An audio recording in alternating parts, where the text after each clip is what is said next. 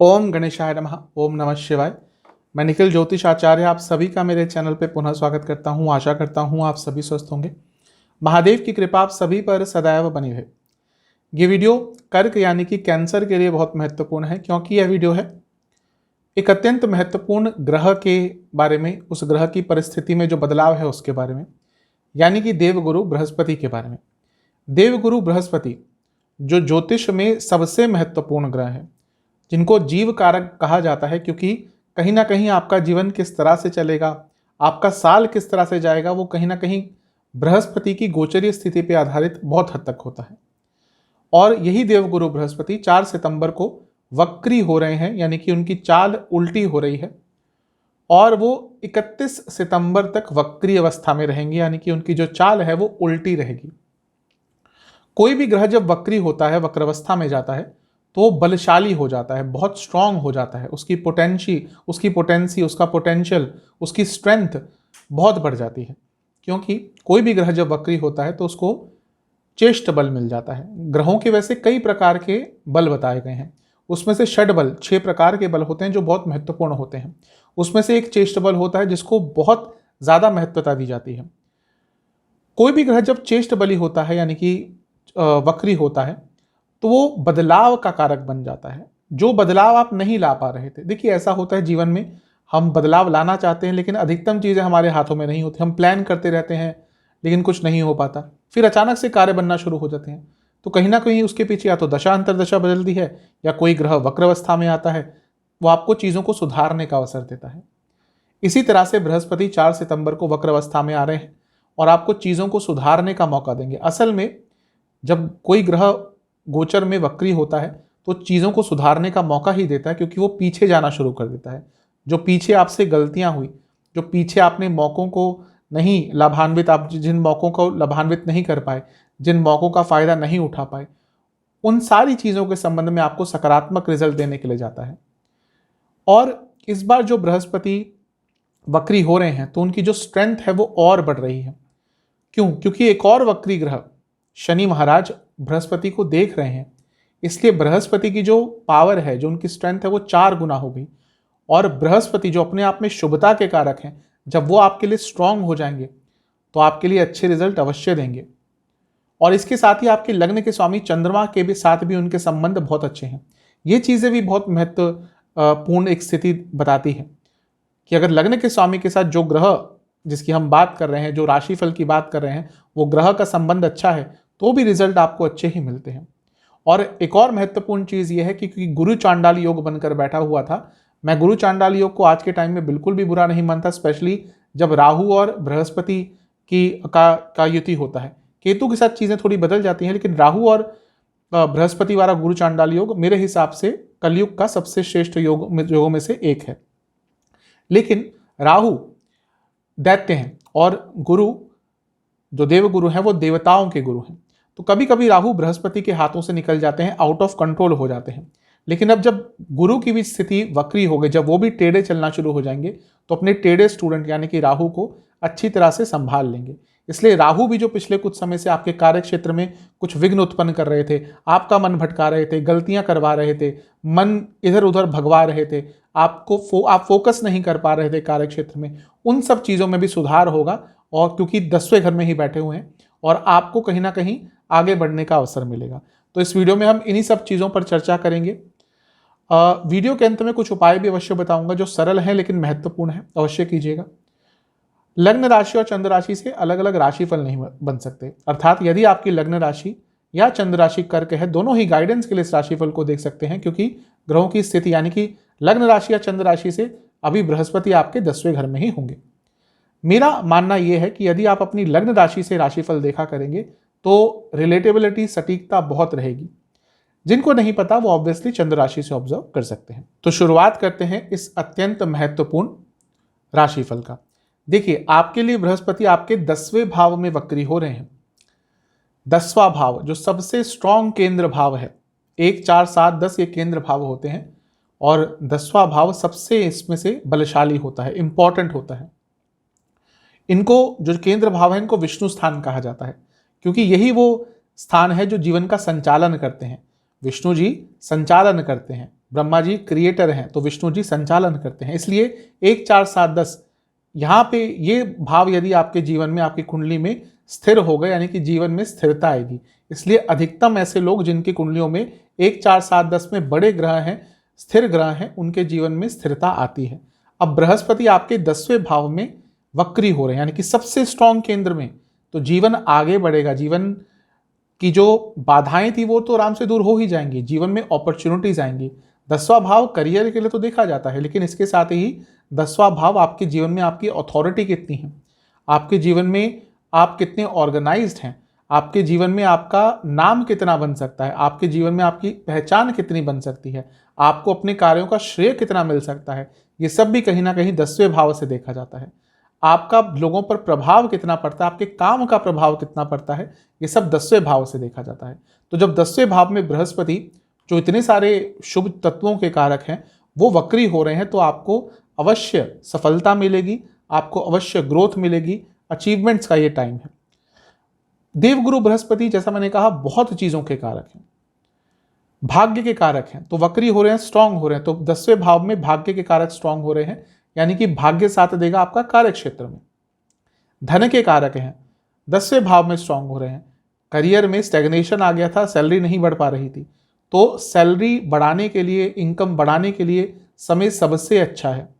Brihaspati management के कारक हैं, कार्य क्षेत्र में जैसा मैंने कहा पिछले कुछ टाइम से में भी मन नहीं लग रहा हो, फोकस नहीं लग रहा हो, गलतियां कर रहे होंगे। अब बृहस्पति जब वक्री होंगे तो आपका फोकस बढ़ेगा, आप अपने कार्य क्षेत्र पे बहुत फोकस्ड हो जाएंगे और इसके कारण भी आपको कार्य क्षेत्र में आगे बढ़ने का अवसर मिलेगा।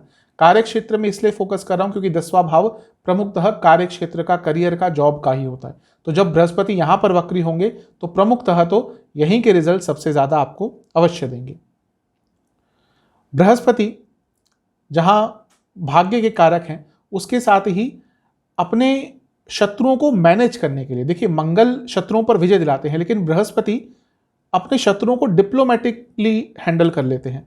तो यदि कार्य क्षेत्र में थोड़ा सा ऑफिस पॉलिटिक्स चल रही थी, कुछ चीजें आपको समझ नहीं आई थी, कुछ चीजों को आप हैंडल नहीं कर पा रहे थे, तो जो बृहस्पति महाराज की वक्र अवस्था है ये आपको अपने कार्य क्षेत्र में चल रही ऑफिस पॉलिटिक्स को आराम से हैंडल करने में मदद करेंगी। और इसके साथ ही बृहस्पति ज्ञान के कारक हैं, तो अपने कार्य क्षेत्र को आगे बढ़ाने के लिए, ज्ञान अर्जित करने के लिए, अपने स्किल्स को, अपनी नॉलेज को अपडेट करने के लिए, अपग्रेड करने के लिए इससे उत्तम समय आपको नहीं मिल सकता। तो बृहस्पति महाराज का सबसे पहला प्रभाव जो आपके जीवन में है वो है आपको अपने कार्य क्षेत्र में आगे बढ़ाने के लिए। इसके साथ ही जैसा मैंने कहा ये 10वां भाव बहुत महत्वपूर्ण होता है, तो अपने जीवन को ऑर्गेनाइज करने के लिए। कभी कभी ऐसा होता है कर्क के साथ कि बहुत लेड बैक हो जाते हैं, कल कर लेंगे, परसों कर लेंगे, परसों नहीं तो अगले महीने कर लेंगे।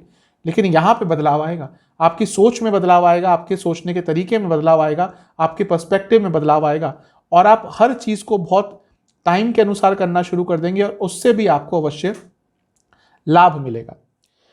बृहस्पति 10वें भाव में है जो नवम से दूसरा है, यानी कि आपके पिताजी को भी धन का लाभ अचानक से मिल सकता है। बृहस्पति 10वें भाव में है जो कि 12वें घर से 11वां स्थान है, यानी कि अगर आप विदेश से संबंधित काम करते हैं आपकी इनकम अचानक से बढ़ेगी।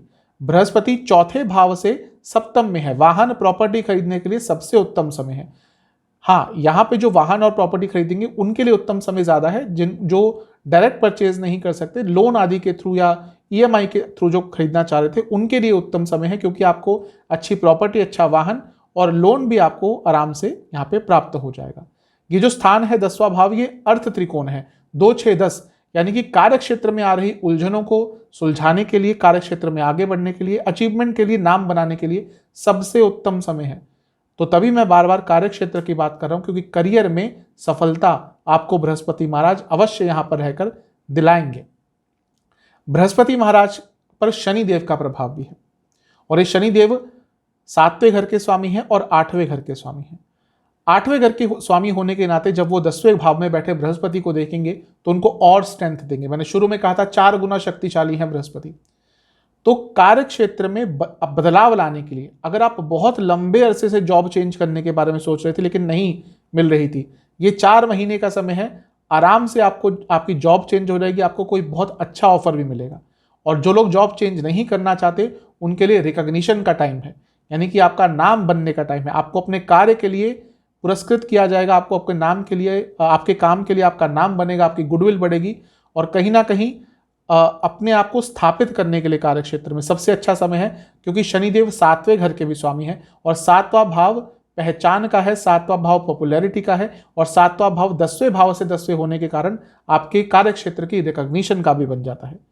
तो शनि देव भी आपको कार्य क्षेत्र में बहुत अच्छे बदलाव देकर जाने वाले हैं। और क्योंकि शनिदेव 7वें घर के भी स्वामी हैं और वो आप बृहस्पति को देख रहे हैं जो सप्तम से 12वें के और लग्न से पंचम के स्वामी हैं, यानी कि जो लोग बिजनेस करते हैं उनका खर्चा तो बढ़ेगा, लेकिन बिजनेस में जो भी आप एफर्ट्स डालेंगे उसमें आपको अत्यंत लाभ मिलेगा। तो बृहस्पति आपको कार्य क्षेत्र और बिजनेस के हिसाब से तो अच्छा रिजल्ट देते हुए दिख रहे हैं। अब बृहस्पति महाराज के स्वामित्व की हमने थोड़ी सी बात करी और थोड़ा सा नजर डालते हैं। बृहस्पति आपके भाग्य स्थान के स्वामी हैं और 10वें घर में बैठे हैं। यह बनता है उच्च कोटि का कर्म धर्माधिपति योग। 10वें के स्वामी नवम में, नवम के स्वामी 10वें में। क्यों? क्योंकि नवम भाव है भाग्य का और 10वां भाव है कर्म का। जब इन दोनों का मेल हो गया तो और क्या चाहिए आपको। तो एक कर्म धर्माधिपति योग बना हुआ है और स्ट्रांग और हो जाएगा। तो कार्य क्षेत्र में भाग्य का साथ मिलेगा। अगर आपके अपने बॉसेस से, अपने जो भी आपके सीनियर्स थे, मैनेजमेंट से कुछ प्रॉब्लम चल रही थी, उसको आराम से सुलझाया जा सकता है डिप्लोमेटिकली। और कहीं ना कहीं यदि आप अपने कार्य क्षेत्र में ट्रांसफर के लिए ट्राई कर रहे थे, आप चाह रहे थे कि विद इन द कंपनी आपका कोई ट्रांसफर हो जाए, आपका प्रोसेस चेंज कर दिया जाए या कुछ बदलाव आ जाए आपके कार्यशैली में, आपके कार्य में, आपके पोर्टफोलियो में, आपके प्रोफाइल में, उन सब के लिए ये बृहस्पति आपको अच्छा रिजल्ट देने वाले हैं। और इसके साथ ही क्योंकि बृहस्पति 6ठे घर के स्वामी हैं, आप बहुत कॉम्पिटिटिव रहेंगे। आपको रोकना इस टाइम पे मुश्किल होगा। आप सब देखेंगे कि लोग भी आपके लोगों का नजरिया भी आपके प्रति कार्य क्षेत्र में बदलने वाला है और ओवरऑल जीवन में भी बदलने वाला है, क्योंकि आप बहुत एक्टिव रहेंगे इस 4 महीने में। और बृहस्पति आपको अच्छे रिजल्ट अवश्य हर फील्ड में, स्पेशली कार्य क्षेत्र में देकर जाने वाले हैं। बृहस्पति महाराज की 3 दृष्टियां होती हैं। जो उनकी पंचम दृष्टि है वो धन स्थान पर है। अब भाग्य स्थान के स्वामी की दृष्टि 10वें घर में बैठकर धन स्थान पर पड़ रही है। अब आपको क्या चाहिए, और आपको कार्य क्षेत्र से अत्यंत धन लाभ हो सकता है। वाणी से संबंधित काम करते हैं, अत्यंत धन लाभ हो सकता है। बृहस्पति महाराज की 7वीं दृष्टि रहेगी 10वें भाव पर, यानी कि दोबारा वाहन और घर खरीदने के लिए अच्छा समय है। और घर में कुछ प्रॉब्लम चल रही थी, घर में कुछ सुलझ नहीं रहा था, आपसी मतभेद चल रहे थे, माता जी की तबीयत खराब चल रही थी, इन सब चीजों में बृहस्पति वक्री होकर आपको अच्छे रिजल्ट देंगे। और बृहस्पति महाराज की 9वीं दृष्टि आपके 6ठे भाव पर पड़ेगी और 6ठा भाव उनका ही है, यानी कि बृहस्पति महाराज का ही है। और 6ठा भाव क्या है? रोग रिपु ऋण का।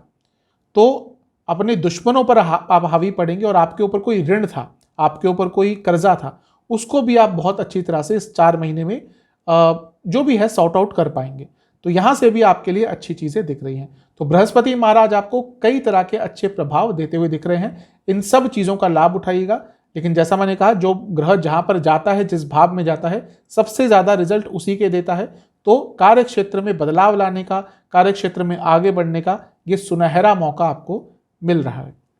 अब इतनी अच्छी बातें करी, इतने पॉजिटिव पॉइंट्स देखे, कुछ नेगेटिव भी देखते हैं।